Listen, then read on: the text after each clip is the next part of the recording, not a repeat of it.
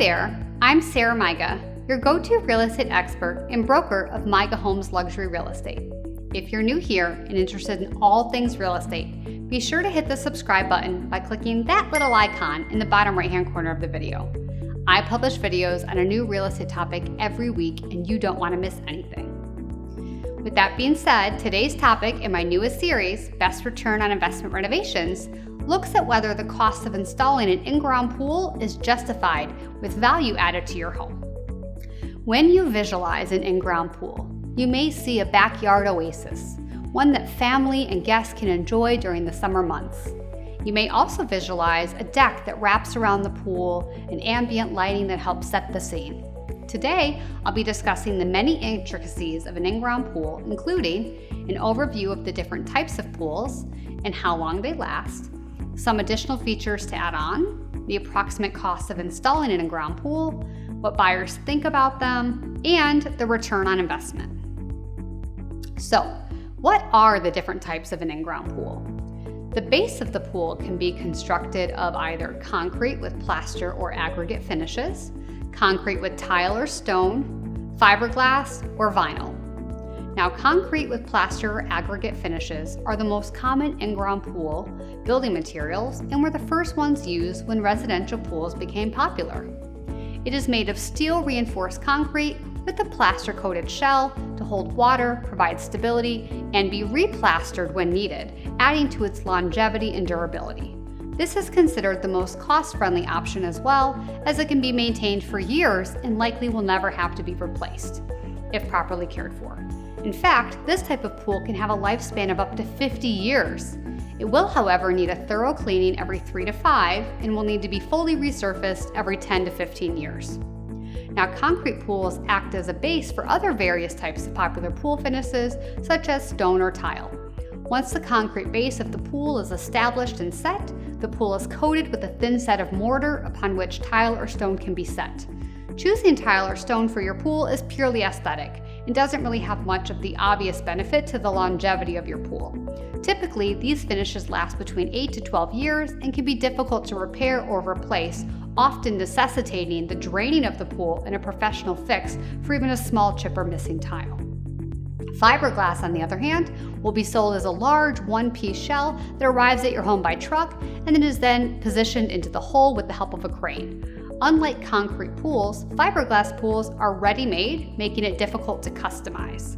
One upside is that fiberglass has a smooth interior surface that is slick, making it tough for algae to cling to. However, fiberglass can also be more costly. After 10 to 15 years of exposure to the sun and chemicals, the fiberglass deteriorates and recoating is not easy because the new coating does not stick easily to the older one. Vinyl is the last choice and is definitely built differently than the alternative options. Pools that are lined with vinyl are built with metal or plastic frames above ground and then set into the excavated hole. Prefab supporting walls or panels made of plastic, steel, or aluminum are joined to the frame, making a form that is then lined with heavy vinyl to form the pool shell. The bottom of a vinyl liner sits on a bed of sand or other material, while the top is held down by the coping, which creates a finished edge and also acts as a border for the pool deck. Like other materials, vinyl deteriorates over time with exposure to the elements as well as pool chemicals. Some liners come equipped with fungus and UV inhibitors, which can extend the life of a vinyl liner from 10 years to about 18 years. Now that you know the 4 different types of pools and the approximate lifespan of each, let's look at some of the additional features needed to make the pool function. At its most basic, the elements of an in-ground pool consist of a base, a pump and filtration system, and heating if desired. Along with the sanitizing chemicals to cleanse your pool water, you'll also want to invest in a filtration system and a water pump. Filters consist of either sand, a cartridge, or diatomaceous earth to purify the water. To keep the water circulating through the filters, you'll need a water pump that is designed to adequately move the volume of water held within your pool. If you have a larger pool, your filtration and pump need to be greater than those of a smaller pool. On average, a pump will last 7 to 10 years. A filter, however, will need regular maintenance dependent upon the material that you choose. Now, to extend the use of your pool each season, you may consider installing a heater. There are 4 types of heaters to choose from solar, electric, gas/propane, and heat pump. Each will require various installation costs, daily use costs, and will need to be replaced at some point. Next, the question we've all been waiting for: what is the approximate cost of installing an in-ground pool? This is a tough one because there are so many varying factors and type of pools to consider. So please consider this guide as a rough estimate and know that you should talk to a pool company in your area for the most accurate pricing before budgeting for an in-ground pool. With that being said, the vinyl pool is going to be the cheapest upfront option, but has one of the highest maintenance costs.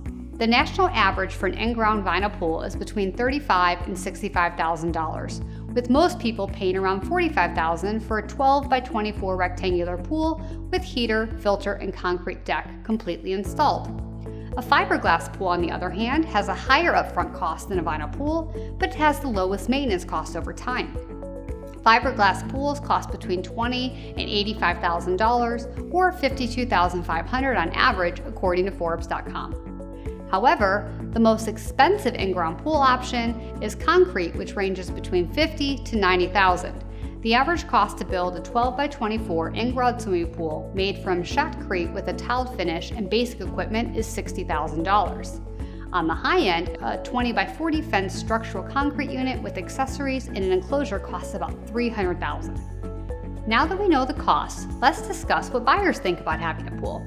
As you can see, adding in an in-ground pool can be quite costly, but it's also a very personal choice. Depending on your price point, area, and market, it may or may not be worth it. For instance, in Michigan, some buyers absolutely love the idea of having a pool and only want a home with one. On the other hand, there are many buyers that do not want to purchase a home with a pool because they are worried about the maintenance, work, upkeep, and extra tasks of having one. Plus, in a climate like Michigan, where a pool can only be used about 5 months out of the year, it isn't always a good investment to add in a pool. With that being said, if you live in Southeast Michigan and you decide to add in an in-ground pool, you are definitely restricting the number of buyers who may be interested in your home if you go to sell down the line. However, the higher up in price you go, the more likely you are to find buyers who appreciate the investment of an in-ground pool. Of course, the amount a buyer may be willing to pay for the house will vary depending on other features as well. If you just have a pool and no other amenities, it is not quite as exciting as also having a deck, a fire pit, an outdoor kitchen or grill, a pergola, or garden space.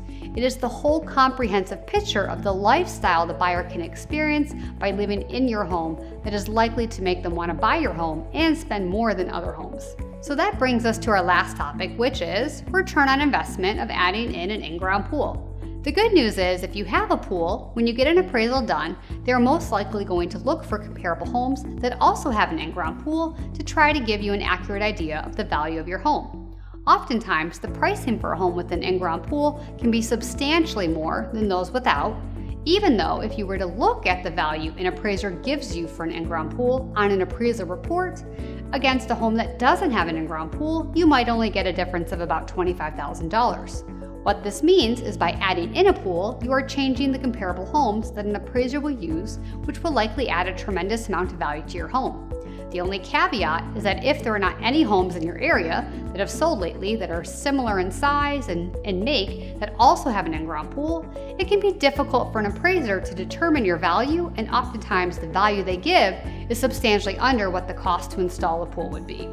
This is where having a desirable home and appealing to more buyers is going to benefit you because your buyer may be willing to pay more for the luxurious lifestyle you have created for them. So overall, if you're thinking about adding in an in-ground pool, it could be a good return on investment, and you should definitely consider it if it would make you happy. Just keep in mind that you should invest appropriately for your price point and area so that you don't need to add in a concrete and tile pool with a lazy river on a $500,000 house, but perhaps in $1 million plus house that can be more beneficial. I hope I've given you a lot to think about and that you've learned a ton from today's episode. Please subscribe to my channel today, as I'll be releasing new videos every week. And tune into next week's episode, what kind of landscaping additions add the most value to my home? As always, if you think you may want to make a move in the next year, give me a call today and set up a consultation, as I create custom moving plans for all of my clients up to a year in advance. And don't worry, if I'm not able to personally assist you, I am very well connected and can refer you to a similarly qualified agent anywhere in the world. In fact, If you haven't yet had a chance, please check out another one of my videos on why you should get a realtor referral for an agent when relocating. It will teach you all about how realtor-to-realtor referrals work and what to expect when you ask me for one. You can also check out my other series on relocation, selling a home, buying a home, new construction, downsizing, buying and selling simultaneously, and more. Thank you so much for watching. I'll see you next time.